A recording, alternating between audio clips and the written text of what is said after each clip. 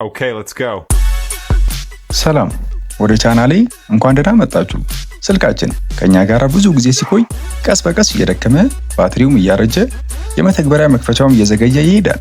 ይህን የሚያደርገው ስልካችን ስላረጀ ብቻ ሳይሆን ብዙ ጊዜ ችግሩ ያለው ከውስጥ ነው። ብዙዎቻችን አዲስ ስልክ መግዛት ውድ ስለሆነ እንተዋለን።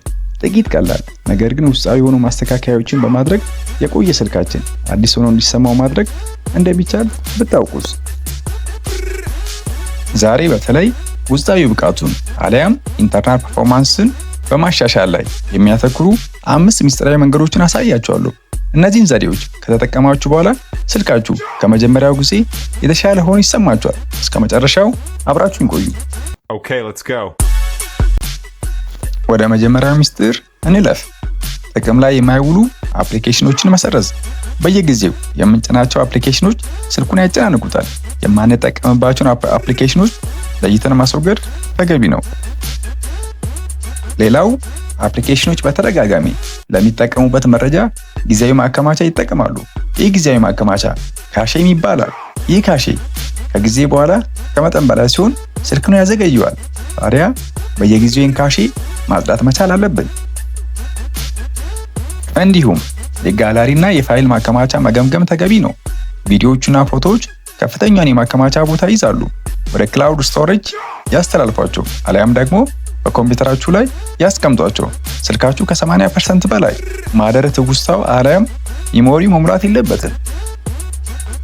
Okay, let's go. ሁለተኛው አማራጭ ዲቨሎፐር ኦፕሽን መጠቀም ነው። ይህ አማራጭ በቋሚነት የተደበቀ ነው፣ ነገር ግን ስልካችሁን ፈጣን ለማድረግ ቁልፍ ነው። ስለዚህ መጀመሪያ ዲቨሎፐር ኦፕሽን ማንቃት ያስፈልገናል። ወደ ሴቲንግ እንገባለን። ከዛ አባውት ፎን የሚለውን እንመርጣለን። ዘይን ቢልድ ነምበር የሚለውን 7 ጊዜ ትነካላችሁ። ከዛ ዲቨሎፐር ኦፕሽን ነቃ አሊያም አክቲቭ ሆነ ማለት ነው። አሁን ሴቲንግ ውስጥ ገብተን ዲቨሎፐር ኦፕሽን እንምረጥ። እዚህ 3 ወሳኝ ቅንብሮች አሉ። እነሱም ዊንዶው አኒሜሽን ስኬል፣ ትራንዚሽን አኒሜሽን ስኬል እና አኒሜትድ ዱሬሽን ስኬል የሚባሉት 3 አማራጮችን ወደ 0.5x እንቀይራቸው። ይህ አፕሊኬሽኖች የሚከፍቱበትና የሚዘጉበትን የእይታ ዘገምተኛነት ይቀንሳል። ስልኩም ፈጣን እንደሆነ ይሰማናል። አሁንም እዛው ዲቨሎፐር ኦፕሽኖች እንቆያለን። ባክግራውንድ ፕሮሰስ ሊሚት የሚለውን አማራጭ ላይ ስታንዳርድ ሊሚት ከሚለው ወደ አትሞስ 3 ፕሮሰስ ወይም አትሞስ 4 ፕሮሰስ ቀይሩት። ይህ በአንድ ጊዜ ከጀርባ የሚሰሩ አፕሊኬሽኖችን ቁጥር ይገድባል። ይህም የራንደም አክሰስ ሜሞሪ አጠቃቀምን በመቀነስ ስልኩ እንዳይደክም አሊያም እንዳይዘገይ ይረዳል። Okay, let's go. Okay, let's go. Okay, let's go. ሶስተኛው ምስጢር አፕሊኬሽኖችን ማዘመን አሊያም አፕዴት አፕስ ነው። የቆዩ አፕሊኬሽኖች በጥራት ያልተሰሩ ለኦፕሬቲንግ ሲስተም ያልተመቹ ሊሆኑ ይችላሉ። ወደ ፕሌይ ስቶር አሊያም አፕ ስቶር በመሄድ ሁሉንም አፕሊኬሽኖች ያዝምኗቸው።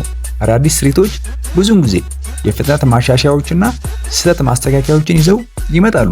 Okay, let's go. ሌላው መርሳት የሌለብን ላይት አፖችን መጠቀም ነው።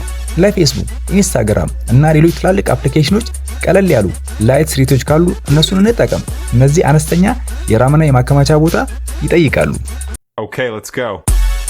አራተኛው ሚስጥር ባትሪና ዳታን የሚበላ እንዲሁም ስልኩን ያለማቋረጥ ስራ ላይ የሚያውለውን አውቶ ሳይንክን መገደብ ነው። የኮንታክት ኢሜሎች፣ ፎቶችና ሌሎች አፖችን ያለማቋረጥ ከክላውድ አገልግሎቶች ጋር በራሳቸው ይገናኛሉ። ይህ ሂደት ስልኩን ያለ እረፍት ያደርገዋል፣ ባትሪ ይጨርሳል፣ ስልኩን እንዲሞቅ ያደርጋል። ስለዚህ ወደ ሴቲንግ እንገባለን።